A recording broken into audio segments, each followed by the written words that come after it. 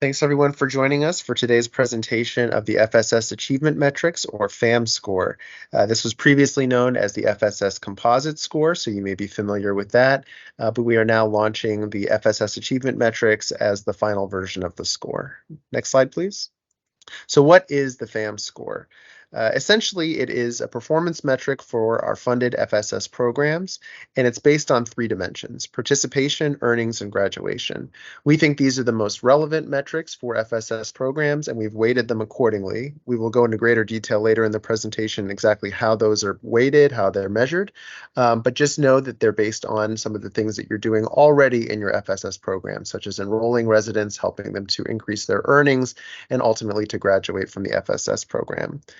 We think that this FSS Achievement Metrics score is going to help you not only measure your performance against other sites, but also identify areas for improvement and ultimately help us to highlight best practices from your work that we can share with your sister sites across the country. Next slide. So what does this cover? First of all, it is only for non-original MTW sites. So this does not apply as currently implemented to moving to work sites that were part of the original cohort. It does apply to expansion MTW sites. So if you're an expansion MTW site, the score will apply to you. It also does not apply to PBRA sites as of yet. So we have recently expanded FSS to multifamily project-based rental assistance, or PBRA sites. Those are not yet covered by the FAM score. Those are both areas for future expansion of the score.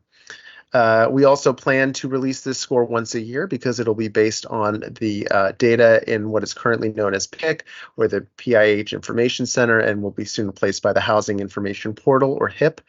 That data will be pulled at the end of each calendar year, and so we will use that data to release the FAM score for each year, and it will be retroactive. So essentially, the score that we release, in calendar year 2023, will be looking at the scores for the years that ended in 22, 21, and 20. The data sources, in addition to PIC and HIP, will include census data and Federal Reserve Bank data for inflation. And that data will be used to make adjustments to the earnings scores to ensure that we aren't biasing the score because of local economic conditions. We know that those vary across the country, and we want to ensure that the earnings score is fairly weighted regardless of where you're located or the robustness of the economy where you are. Next slide, please. So what are we going to do with the score? Well, right now, we're just releasing the score for your awareness and information. So we're not doing anything with it as of yet.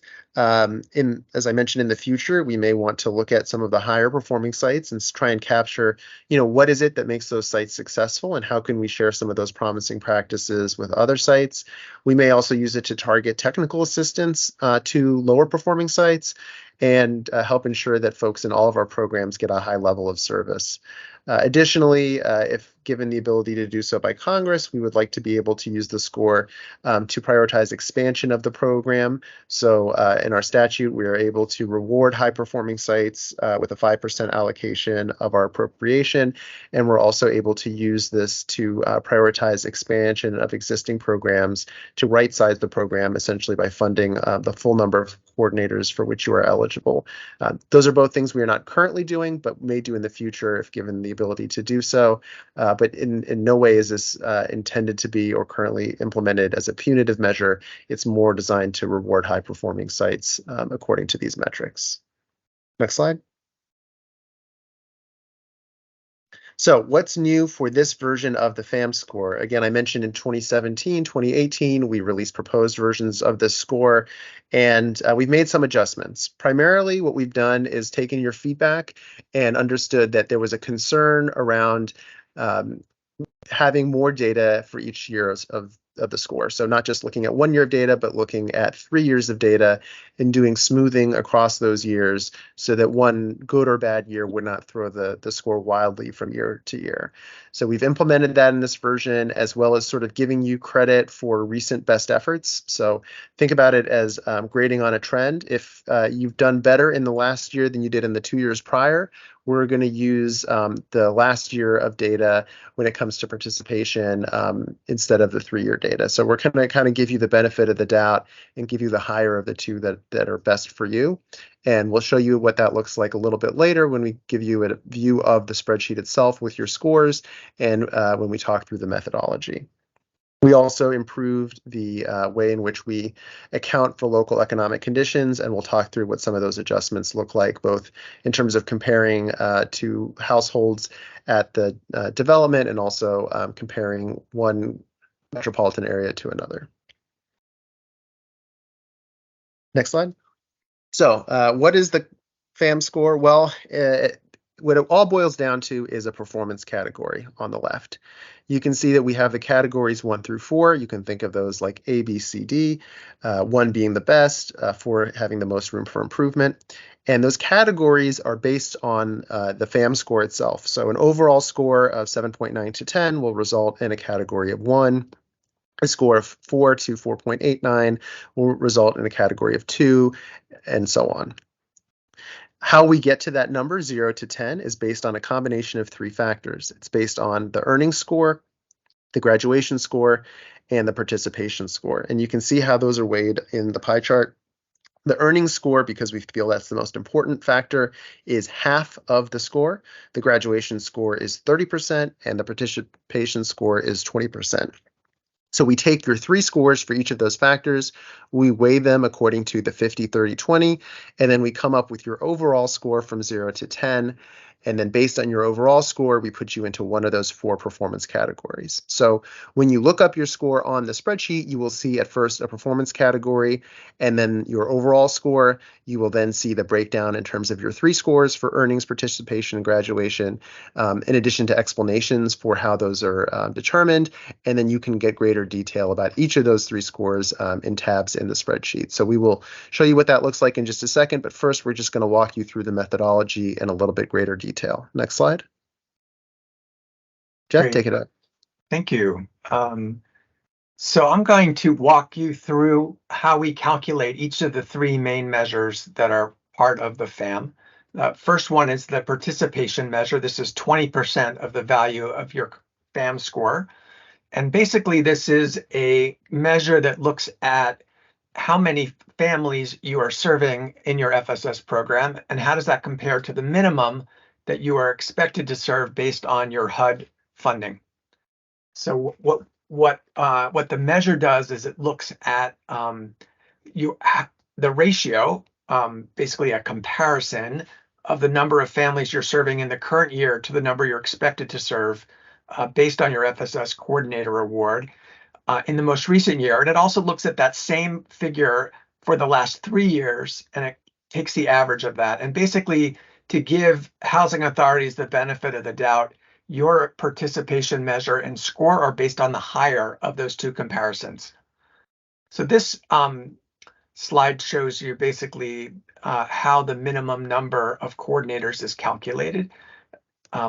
It's essentially a minimum of 25 participants for the first coordinator, first full-time coordinator, and then 50 participants for every coordinator thereafter. So you see in the chart on the right that if you have 1 part-time coordinator, you're expected to serve at least 15 families. If you have 1 full-time coordinator, you're expected to serve at least 25 families. If you have 2 full-time coordinators, you're expected to serve at least 75 families, and so on. So this is an example here. If you are a housing authority and you receive funding for 2 full-time coordinators, you're expected to serve 75 families. If in fact you're serving 100 families, the participation measure calculates it compares that 100 to the 75 and comes up with a ratio of 1.33, a measure of 1.33. And then we use this comparison chart to calculate the score based on the measure. So if the measure here is 1.33, that is between 1.2 and 1.44, so the measure is 6. A few quick tips about the participation measure. One is that if you start serving more families, your score is going to go up. That's essentially the basic way that the measure works. And it's one way, as Jason mentioned, it's one way to increase your score relatively quickly, because we will look at the higher, right, of the most recent year or the average of the last 3 years. So if the most recent year is higher, then you get credit for that. And so that's a way to quickly increase your score. The other thing to keep in mind is just that there's a trade-off between how many families are in your caseload and the expected efficacy of your program. So if it's all things being equal, it's good to serve more families, but if you serve too many families, you might not be as effective in helping families to increase their earnings or to increase their graduation rate. And so your score on those other components is going to suffer. So it's really important, as you're thinking about how do I maximize my overall score, to balance the three measures. You want to serve as many families as you can, consistent with effectively helping families to increase their earned income and effectively helping them to graduate. So that takes us to the second component here of the FAM, which is the graduation rate. This is 30% of the overall FAM score.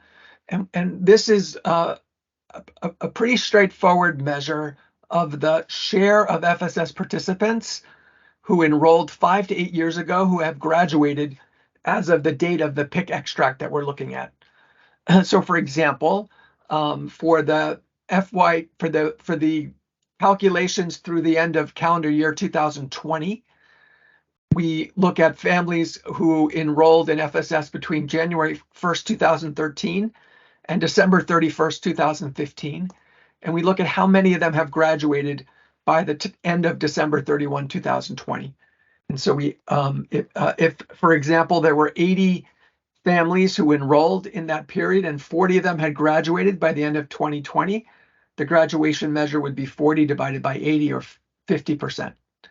And in the bottom right here, you see the way that we translate the percentages into a score. In this case, a 50% graduation rate would receive the highest score of 10. A few notes about the graduation measure. So obviously, it's only focused on a particular cohort of families, those who enrolled 5 to 8 years ago. The reason we picked this is that it's important to give people time to graduate. So couldn't look at families, for example, who enrolled just 2 years ago or just 3 years ago. They need more time to graduate. Second is that families who leave rental assistance during the analysis period without graduating are not included. So you may say, well, I have a lot of turnover in my program. Families leave subsidized housing and they leave FSS with it. Well, under the system, you are not penalized for that. Those families are not calculated at all if they did not graduate. Finally, you may also say, well, I have a lot more families who are elderly or people with disabilities in my program, and I'm worried that that may affect my graduation rate because they may take longer or may have more difficulty making progress towards their goals. And again, the system is designed to give you the benefit of the doubt, to protect you from those variations. And the way it does it is that programs get credit for people who are elderly or who are a person with disabilities who have graduated. So they are counted as graduates. But if those families do not graduate, they're not counted in the calculation. They're not counted in essentially the denominator. So again, it's a way of ensuring that even though you may have different percentages of people with disabilities or people who are elderly in your program, that it doesn't ultimately affect your FAM score. The final measure is the earnings measure. And as Jason mentioned, this is arguably the most important outcome of FSS, which is to help families increase their earned income. And this measure looks at the extent to which families in FSS experience earnings growth while participating in FSS. And the measure is very careful to account for differences in local economic conditions. We know that the economy is different in different places, and so it's really important to make sure that you're being judged in a manner that takes into account that variation. And the measure does it in two ways. First, the earnings score is calculated by comparing the earnings growth of each FSS household to the earnings growth of 3 or more similar households in the same rental assistance program in the same housing authority at the same time. So we believe that those other households are a really good control for local variation, and also accounts for other issues that may, other differences that may be reflected in your FSS program compared to other programs. And the second thing is that once the measure is calculated overall, there's a second adjustment that's made to account for differences in the area median income. So if you're in a PHA where the area median income is very low, this adjustment will raise your earnings measure. And if you're in a PHA where the area median income is very high, this adjustment will lower your earnings measure somewhat. Both of these are just to account for the differences in the AMI, which is a reflection of the earnings potential of different areas. The earnings calculation, like the graduation rate, the earnings calculation focuses on a cohort of people. These are folks who enrolled in FSS 3.5 to 7.5 years before the most recent data in the PIC extract. So, for example, in the PIC in the 2020 calculations, the measure looks at households who enrolled in FSS between July 1st, 2013 and June 30th, 2013. Again, it was important in selecting this measure to provide enough time for families to have experienced some earnings growth, particularly for programs. We know there are some programs that focus on education first, and it was important to allow for enough time for that strategy to have played out for families to have gotten their education and then for them to have increased their earnings. So for each family, the earnings measure compares their earned income at enrollment in FSS to the higher of two values. One is their annual earned income as of the most recent PIC record, and the second is the average of their annual earnings since enrollment. So let me unpack that just a little bit. So if the family, let's say they enrolled in on January 1st of 2016, and now we're looking at 2020, the first measure will look at the difference between their earned income as of the date they enrolled in January of 2016 and their earned income as of December 31st, 2020. Again, this is all based on PIC records, so it's only based on the measurements that we have. The second measure that it will look at what was their average annual earnings in the period from the time they enrolled, right? So their average earnings, it's 2016, 17, 18, 19, and 20. And it will compare that to the baseline earnings. And the advantage of doing it this way is it helps ensure that programs are not penalized for example, recent employment loss. So let's say somebody had a pretty good trajectory in increasing their earnings, but they lost their job. So in that case, their most recent earned income is not going to be that great, but their average annual earnings will still reflect all of their earnings growth during the period in which they were employed.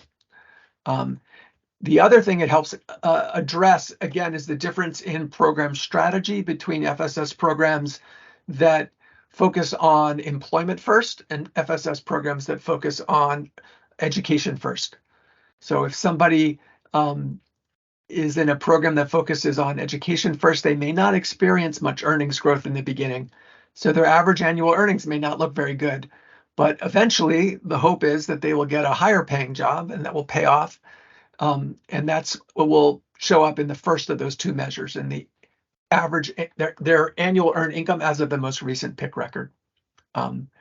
Two other details here.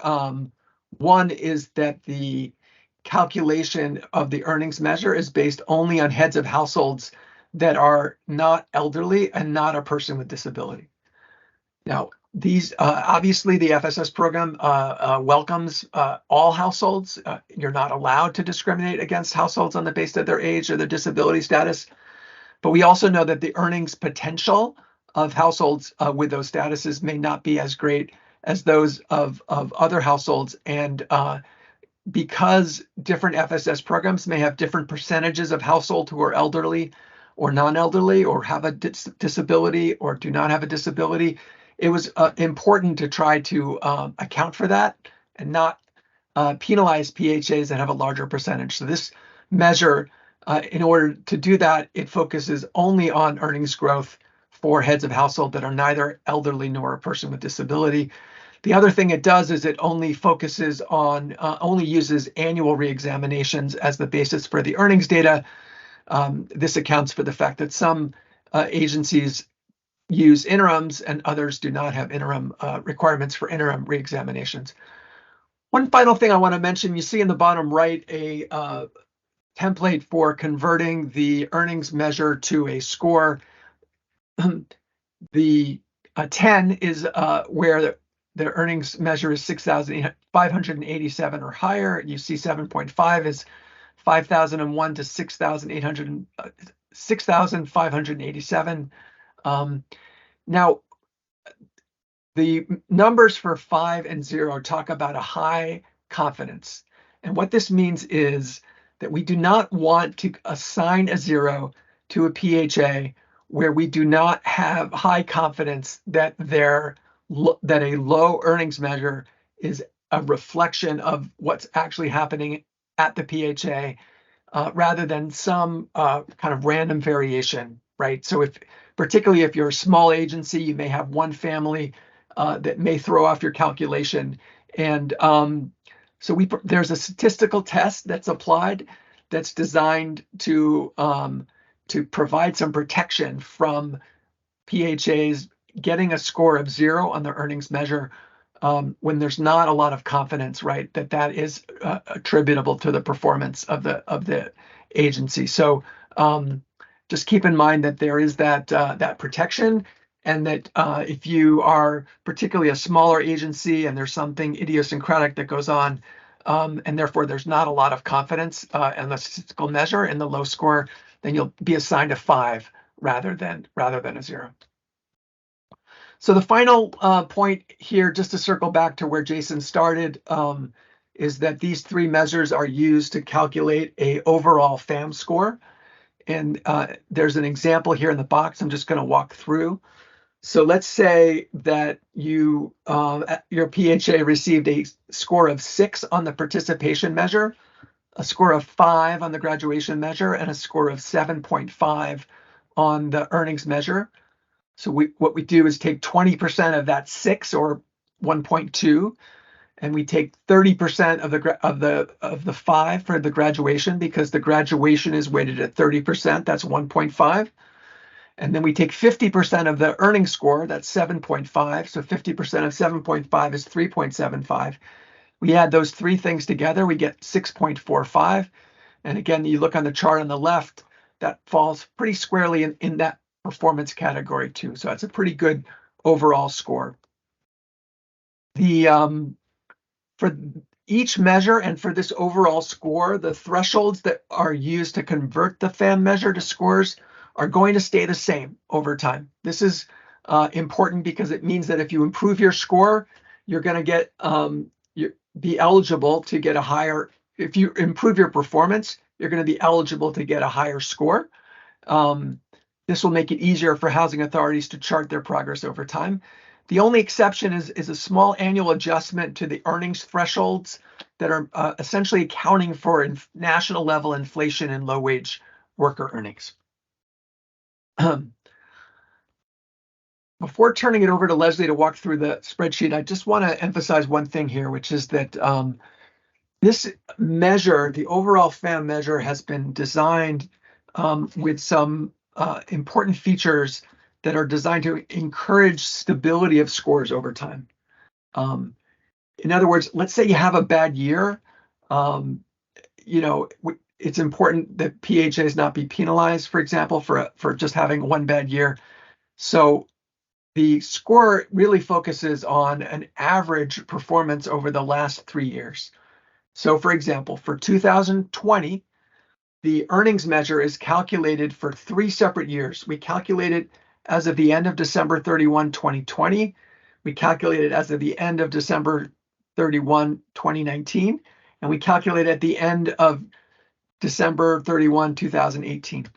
So 3 separate calculations using the same methodology. Those are then averaged, and that becomes your score. And this helps ensure that the scores are evened out. And the same thing happens in the graduation measure.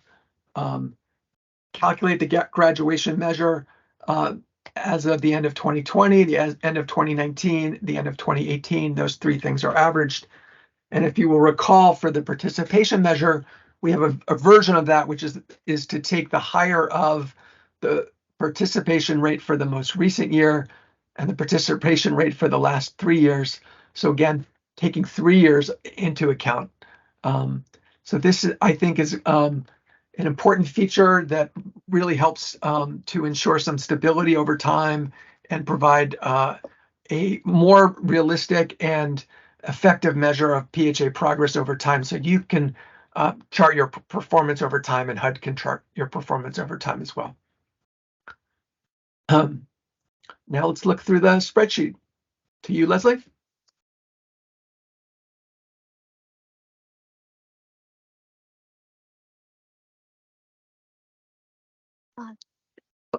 Thank you. I'm now going to walk through the spreadsheet itself, which outlines all of this information in FAM. So the FAM Excel document includes 5 tabs, which you'll see at the bottom there. And this includes, you can access these through clicking on them. This includes an introduction, which is the page we're currently on, which tells you some of the information which you've just heard, as well as a little bit about using the workbook itself, the spreadsheet, as well as a summary tab, and a tab for each of the participation measures. So that's each of the measures. That's participation, graduation, and earnings. For most users, the summary tab is all you will need, and there won't be need to look any further. If you do want to dig a bit deeper into your program's data, it's available. So I'll walk you briefly through each of these tabs. So let me first walk through just very briefly the introduction tab. I'm not going to spend a lot of time on this because you've just heard it, but I want you to see what's available here. And this is just a summary of how you calculate the scores, as well as some basics about what's included in them. Also include information about how to find your program score, which I'll show you in a moment. As well as the 4th row of each sheet, which will give you some information about them. So this is the information included in each tab. And then finally, it concludes with giving some guidance on how to improve your program score, if there are any points you'd like to see improved. We'll go over those at the end of the presentation briefly. So clicking on the FAM 2020 tab, this is the summary sheet where most people will focus. The first columns are the same on all of the data sheets, so that's through column E, and those just provide some basic information about the programs included. So the original MTW agencies, that's what this first column is. Sorry, in this first column, you can see information about whether a program is an MTW expansion agency, and if so, whether it's using MTW flexibilities. For the moment, no one is currently using MTW flexibilities, and the original MTW agencies are not included because their data isn't compatible with the FSS data. Moving on. Next column tells you whether you have all the data for each agency and or whether scores are calculated for all years and measures. So there are a lot of reasons why we would be missing data. If a program is new, there won't have enough time to accumulate earnings measure data or graduation measures data. If a program wasn't funded for each of the last 3 years, those unfunded years won't be calculated. So for those programs, they'll be marked partial in this column, and that's just information for you. You can find your program individually in the PHA IDs and in the name of the program, of course. The filters at the top in row 5 here, under the basic information, will help you choose your program. So I have an example program here, and I'll show you how this works. If you want to select your program, you click here, you deselect from all programs, so it's not using all of those.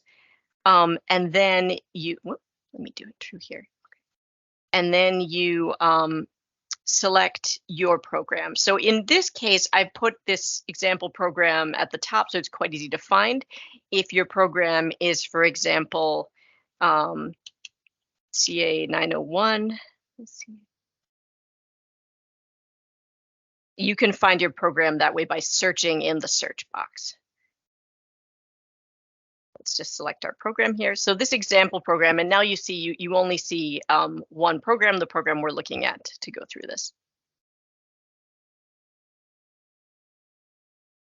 So as was just discussed, there's an overall performance category, and there's only one feature called a performance category, and that's somewhat similar to an overall grade of the program, sort of telling you what level of performance you're seeing. Everything else is either a score or a measure. So the measures are what's calculated for each component, and I'll show you this in a moment: participation, graduation, and earnings. And then each measure, for example, a % of FSS participants who graduated, is translated into a score for the measure between 0 and 10. And then the component measures make up the overall FAM score in that 20%, 30%, 50% approach that was just described. If in case you forget any of these things, the overall rubrics are always listed, or the scoring criteria are listed in the 4th row in each place. So that's helpful in case you forget. All right, so the first section on this page shows the overall achievement score, as I said. There's the overall score based on the combination of scores. In this case, we have a score of 7.95. And if you look at the scoring approach, that goes just above the minimum to meet category 1, which is the highest performance category. So we are listed as category 1 for this one. Moving on to the participation score in the summary tab. This gives programs the benefit of the doubt by using either the most recent year's participation rate. So there's the most recent year, and it'll be listed up there. And the average across years, and it'll just use whichever's highest. So we have highlighted whichever's highest, and then you'll see it as your participation measure. In this case, it's 1.29 or 129%, which falls into the category of the participation score of 6. So we have participation score of 6 here. There's also a field that shows that the program has an increase or decrease in the number of coordinators funded between each of the 3 years included. Our program doesn't have any change, so it's blank. This field isn't part of the calculation, it's just provided for context. But you'll see the number of coordinators added between years and the year they're added, or the number, a negative number if it's a number of coordinators subtracted, if there is any change. Moving on to graduation, this one is a simple percentage on the summary sheet. So in this case, it's 75% of the people who enrolled at within the criteria period graduated by the end of 2020. So this measure is 75%, which translates again to a score of 10, the highest score in graduation, because it's well over that 42% threshold. For the earnings score and measure, there's a bit more information on this summary tab. For most programs, you will still probably be most interested in the measure and the score. So that's here and here. Oh, sorry, the score and the measure. However, there's a bit more if you'd like provide to see the additional information just for context, and to check it, to use it in whatever way works best for your program. Our sample program is fairly small, so there are only 17 households per year included in the earnings measure calculations. For the earnings score, we measure for each of the past 3 years, so each of those is included. In this case, 2020, 2019, and 2018, average them together, we get the average earnings measure, which is $6,464. And looking at the earnings score criteria, we can see that that's more than the 5,000 threshold, but less than the 6,587. So we receive a score of 7.5, which is a good score as well. For our program, we aren't below the low scores threshold, so of 2,381, so we don't need to worry about the other checks on our confidence if it's a low score. We know that it's not a low score because it doesn't meet that threshold number. So those last columns are marked with NA or not applicable because it doesn't meet the criteria to do those checks.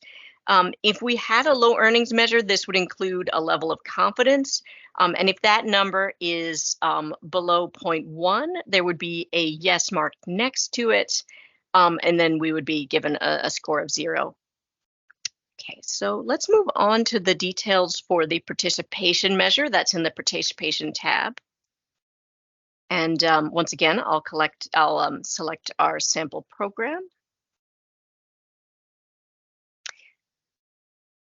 So those first 5 columns are always the same. Up front on each component tab, each of these 3 tabs for the component measures, we have the information provided in that summary tab. So you have that right for you and you don't have to switch tabs to look at the summary. Then it's broken down into more detailed information. The sections following the summary information calculated by year, because if you remember, 3 years is included for each measure. For the participation measure, I'm looking at the most recent data for calendar year 2020. We have the number of coordinators funded in the year.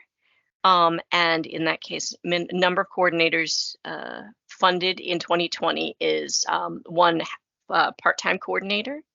And that corresponds with a minimum expectation of 15 participants, but we have 17. So our ratio is higher than 1. It's 1.13. And that then it shows up over here as the most recent rate, but it's not higher than the average across them. So we're given the benefit of the doubt, and we get the average.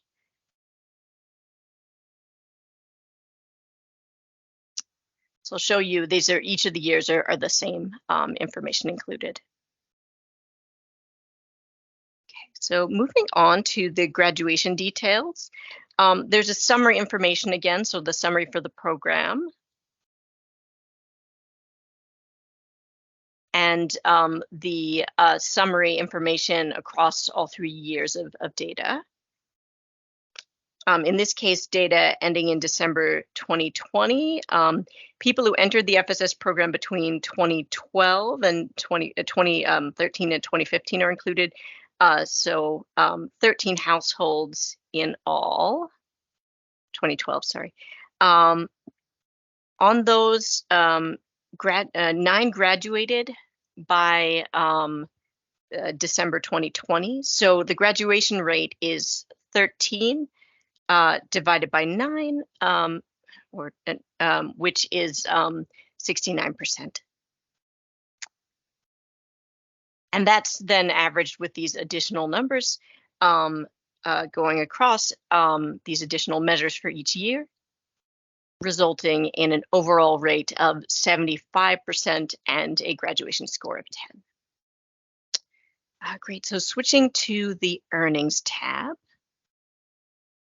We'll once again select our program.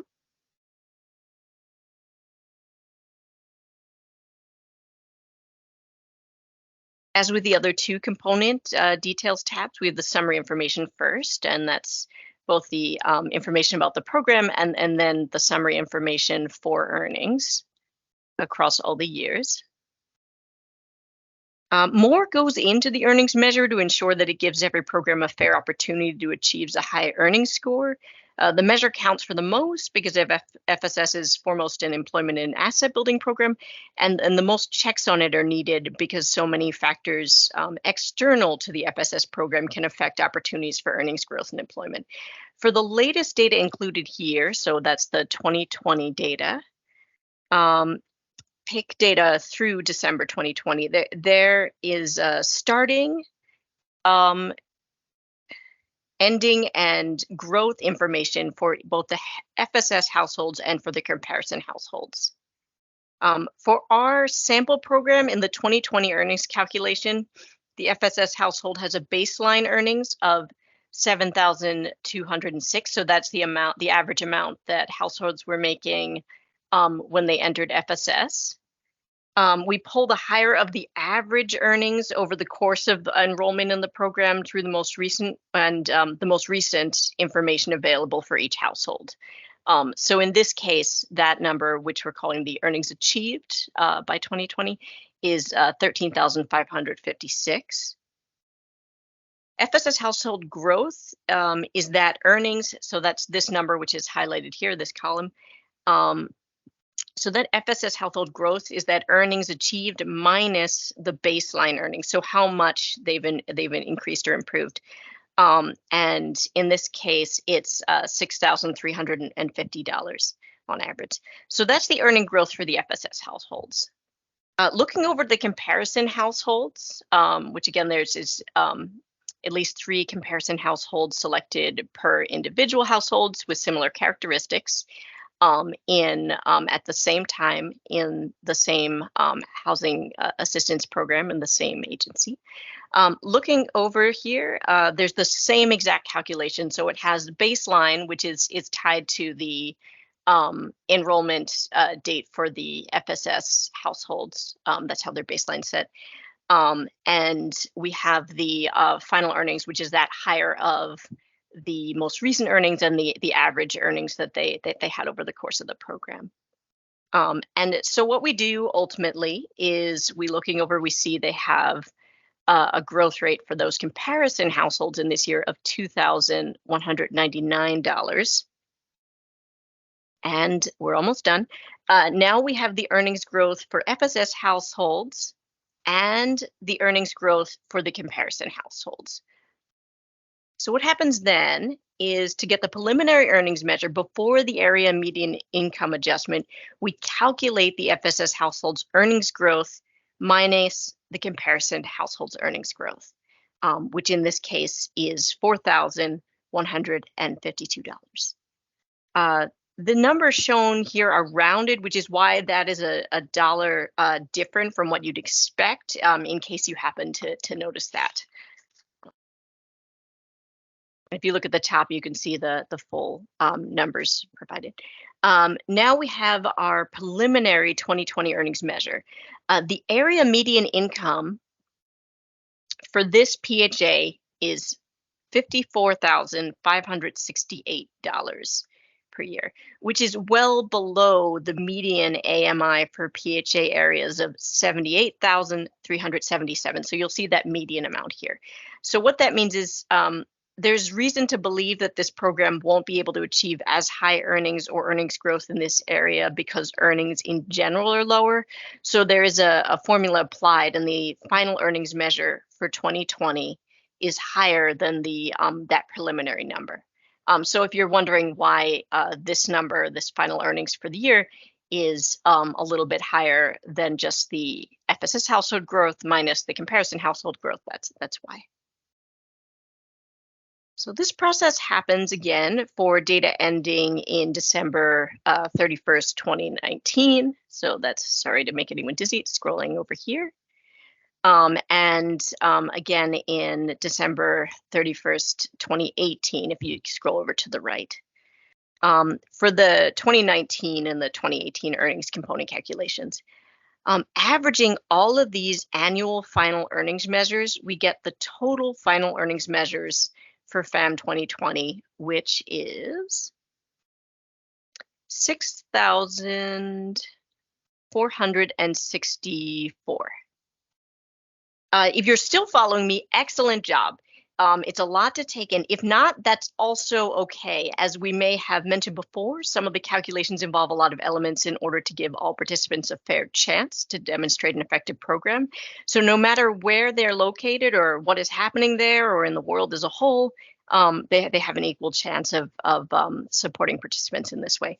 The good news is that none of us have to calculate these from scratch. The summary tab has a lot of great summarized information, which I'll go back to here.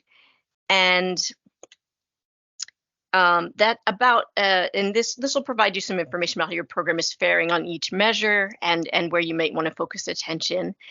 If you want to dig deeper into the numbers or check some of the program's data, the more detailed tabs are available and have that information in that fourth row telling you everything's there.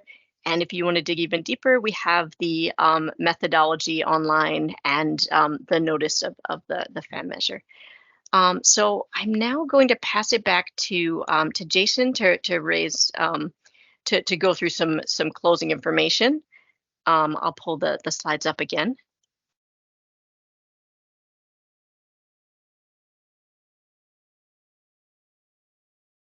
Great. Thanks, Leslie. If you can just go full screen. So now I know this is a lot of information, and especially the first time you're looking at this, you may have concerns about the data. So if you have any concerns about the data, it does come from PIC. So I would say the first stop is to look at the data that you have in PIC and ensure that that is accurate. The second stop would be to talk with the field office. Your local field office will be aware of your scores and also will be knowledgeable about how they're calculated, and they're going to be a great resource. You can also, of course, look at your FSS action plan, work with your internal teams to come up with some strategies around program improvement. And we have resources available on our webpage and also, through our various technical assistance products to help assist with that. You can also talk with your partners on your program coordinating committee and participant families and households to see what they think about some of the strong aspects of the program and some of the areas for improvement based on the score. And of course, always look at promising practices. So whether that's from sister sites or from the FSS guidebook and online training, we encourage you to think about adopting things that we know help to improve long-term outcomes. Even if they won't necessarily improve your score immediately, over the long run, we think that this approach will help ensure not only that families succeed, but also that your program succeeds.